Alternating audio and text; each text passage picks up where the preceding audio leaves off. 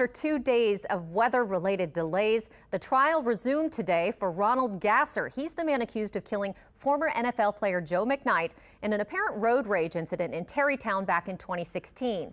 Katie Steiner is live outside the courthouse in Gretna with the latest. Katie? Hey, Katie. Well, yeah, what the jury is listening to right now is all of that evidence, and they have a whole lot of that to listen to. So that's what they're doing right now. But earlier today, we did hear from the opening statements from both the defense and the prosecution, and we did learn a lot of information in those opening statements.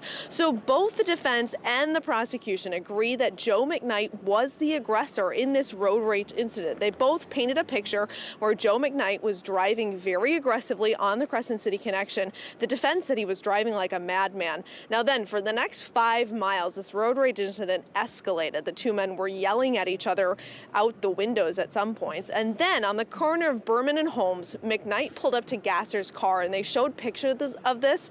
McKnight pulled up within 18 inches to 2 feet, very, very close. And that's when Joe McKnight got out of the car. And here's where the prosecution and defense differ. The defense says that McKnight was leaning into Gasser's car. The defense says that the evidence proves that when Gasser shot him because the blood actually dripped into the car. That's according to the defense.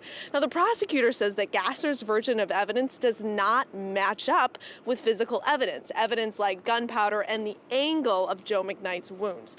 Now, the prosecution said, and I quote, "No one is contesting that Mr. Gasser shot Mr. McKnight, more contesting why he did it, and you, the jury, have to figure that out."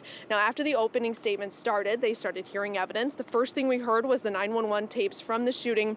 And then we heard from a JPSO deputy who was first on scene, and that man described the scene, described what he did, all of that. So this evidence is going to continue for a while. The prosecution said that the jury has to listen to at least 10 hours of video. That's a whole lot of time that they are going to be sitting there listening to that evidence. But tonight we are going to have more on this case. Paul Murphy is inside the courtroom, and he's going to bring you the very latest coming up at 5 o'clock and 6 o'clock tonight. Reporting live from Gretna, Katie Steiner, Eyewitness News. Katie, thank you.